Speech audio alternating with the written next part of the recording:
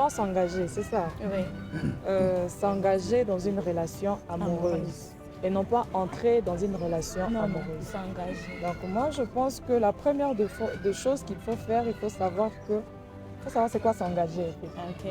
Parce que j'ai entendu quelqu'un dire que il faut que le conjoint soit prêt. Mais toi, conjointe, est-ce que tu es prête? Tu vois un peu. Donc il faut savoir c'est quoi s'engager. Et deuxième des choses, c'est pourquoi s'engager. Ok. Donc pour moi, je pense le temps pour répondre à quand, ça viendra quand tu as répondu à pourquoi. Si tu penses que je dois m'engager pour que j'ai un copain de l'université avec qui on va faire 2-3 ans pour que mes copines de l'université sachent que moi aussi je suis courtisée et que j'ai aussi un copain. Peut-être que que mon statut, voilà.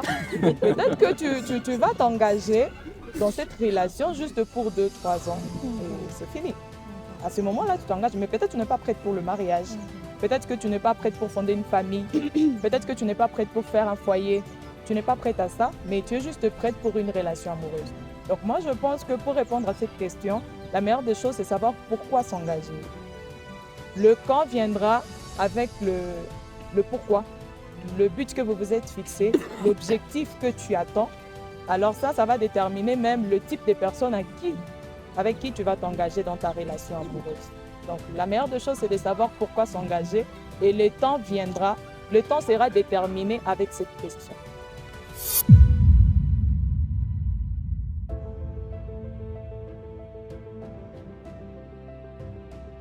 Le pourquoi valeureux que je peux partager avec mes frères et sœurs et que je partage souvent avec mes frères et sœurs, moi je pense que la meilleure des réponses, c'est le mariage. Parce que normalement, on ne doit pas juste être dans des relations amoureuses qui n'ont pas comme finalité le mariage. Surtout pour les jeunes chrétiens. Parce qu'on risque de tergiverser, comme mon frère a dit, dans des relations, on entre dans celle-ci, on entre dans celle-là. Et bon, et à la fin, c'est quoi? En fait, la meilleure des choses, c'est de savoir que peut-être je vais m'engager pour le mariage. Et là, ça va t'éviter d'entrer dans certaines tentations que toi-même tu auras laissé la porte ouverte à tes tentations.